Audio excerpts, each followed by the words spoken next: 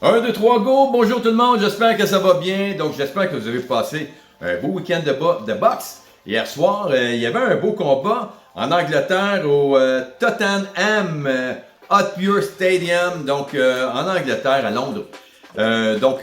Beau combat avec Chris Eubank Jr., on le sait, et puis Conor Benn.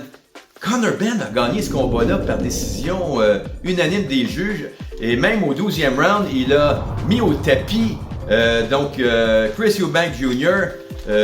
Deux fois. Deux fois qu'il l'a mis au tapis. Mais il faut dire que dans le cas de Chris Eubank Jr.,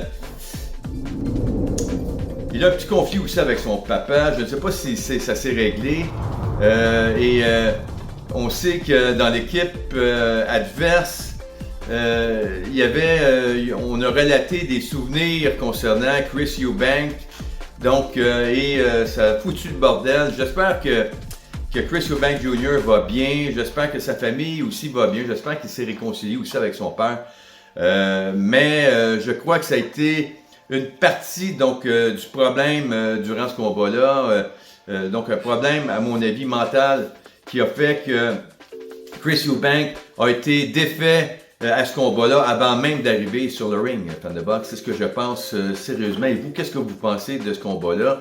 En clause de réhydratation en plus, il a été privé de nourriture, il a eu un dur entraînement, il s'est préparé pour ce combat-là et il n'a pas bien figuré à aucun round. Il s'est fait défaire à chaque round durant ce combat-là. Jamais il a été en avant durant ce combat-là.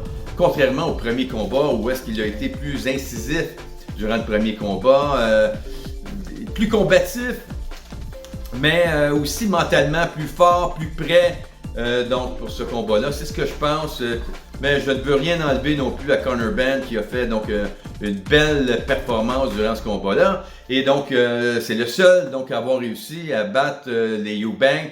On sait que son père Nigel n'a pas réussi à vaincre Chris Eubank Sr. Et son fils a réussi l'exploit hier devant une foule endiablée, tellement d'ambiance dans ces enceintes-là en Angleterre. Donc, et voilà, Ben avec 24 combats gagnants, une défaite, 14 KO, et avec Chris Eubank Jr. de 35 combats gagnants, 4 défaites, avec 25 KO. 25 KO, tout un combattant, Chris Eubank Jr.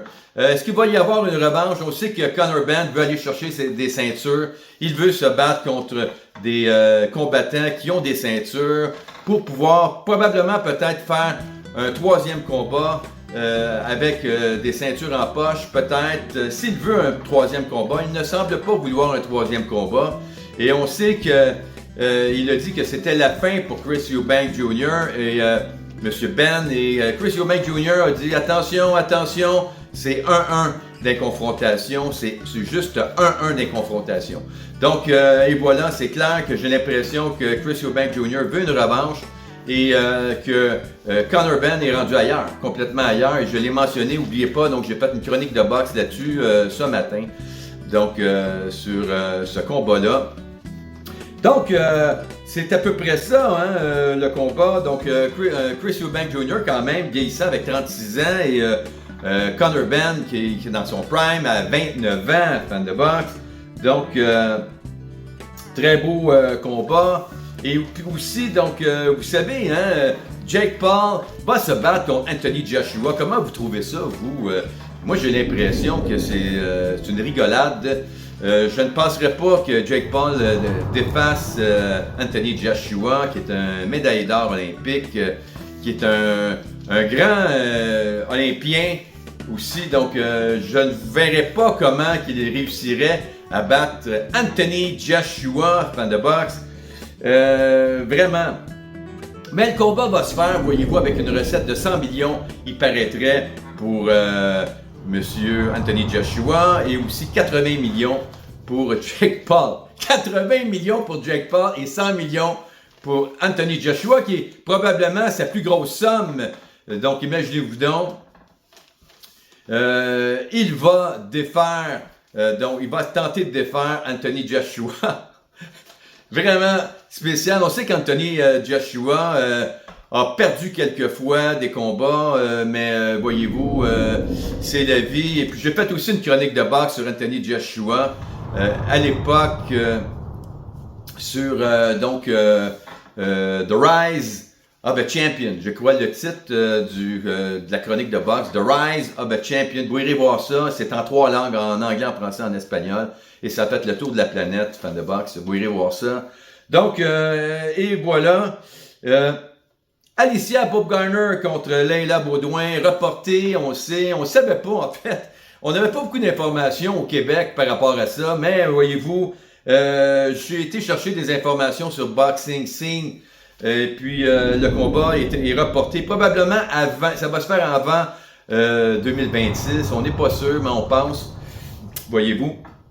Et voilà, mais comme j'ai mentionné, très bon, Leila donc Baudouin a plus qu'une corde à son arc. Vous savez qu'elle a été donc certifiée pour être infirmière.